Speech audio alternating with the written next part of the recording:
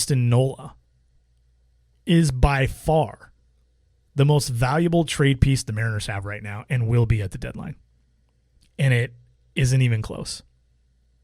But there are both very good reasons to trade Nola and to keep him.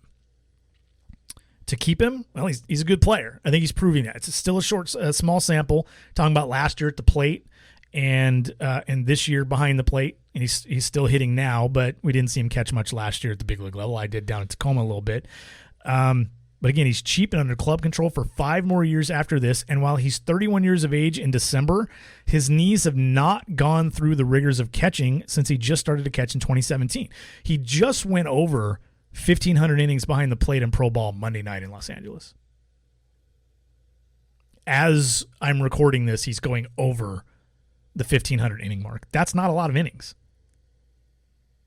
But the reason to trade him might outweigh the reason to keep him, whether that comes in August or over the offseason. The value of an above-average hitting, average defensive catcher is pretty stinking high. He'll be dinged for lack of a track record a little bit at the plate and the inexperience behind it, but he's versatile on top of that. Can play a legitimate first base, can play a legitimate left or right field, can play, at least in small stints, a legitimate third base as a former shortstop. An elite team and everywhere below could very well value that and the control years pretty highly. And I don't mean give up a top 10 in baseball prospect, but enough for the Mariners to consider it? I think so. Now, the Mariners may have other plans and they may be like, nah, we're not going to talk about this right now. But Austin Nola is easily the most valuable trade piece for Seattle right now. And that's because Mitch Haniger's out and basically has no value right now. And because Kyle Lewis is not available. And because I'm told that even while Marco Gonzalez has been asked about, he's not really available either. But there's a chance clubs would even value Austin Nola over Marco Gonzalez. He's controlled for even a little longer or the same. I can't remember if Marco has 5 years of control. No, I think just 4 because that was the extension. So Nola's controlled for longer. He's cheaper, and he's not as easy to find. Like Marco Gonzalez is a number 3 or number 4 starter in a good rotation.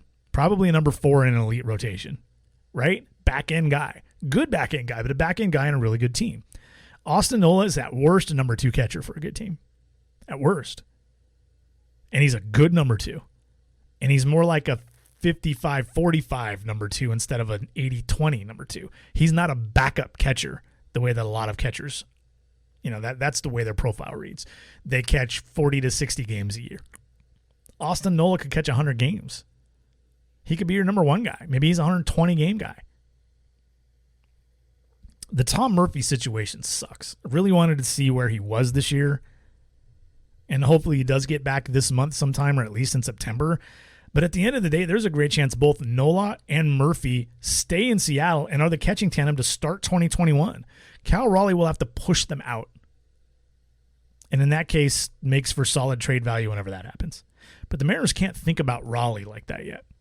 He's not on the brink like Logan Gilbert is. He needs time.